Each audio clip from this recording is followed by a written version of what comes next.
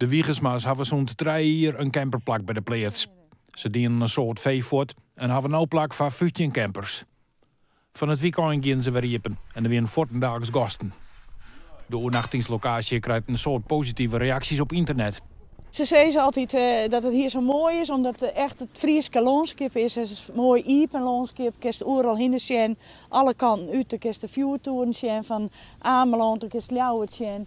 En dan kun je alles om die heen zien. De kerkentoeren en vrij uitzicht. Op de reviews zetten ze dan ook wel erop dat de eigenaars ben ik aardig en gastvriendelijk en iepen. Dat vinden wij zelf ook, maar het is wel mooi als bevestigd krijgt dat de gastvrij is. Een van de attracties is dus hier de steiger.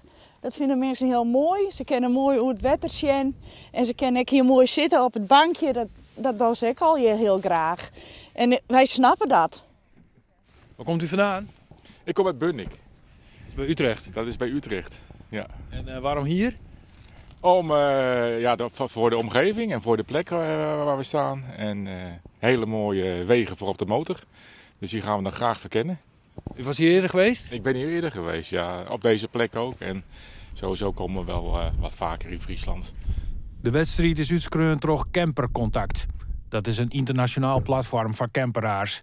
Die kunnen haast 48.000 camperlocaties beoordelen in 58 landen. De Wiegersma's hoop je eerste te worden. De nominatie is natuurlijk altijd mooi, maar de prijs budget eigenlijk wel een kroon op die werk. En dat andere mensen dat ik te waarderen weten wat wij de deel zetten gaan. Dit hebben we te jaren opgebouwd. In een hele lietse tijd hebben we zoveel goede reviews gekregen dat wij wel heel dankbaar daarvoor binnen. Stemmen op een van de nomineerde camperplakken kunnen ontmoeten 16 april.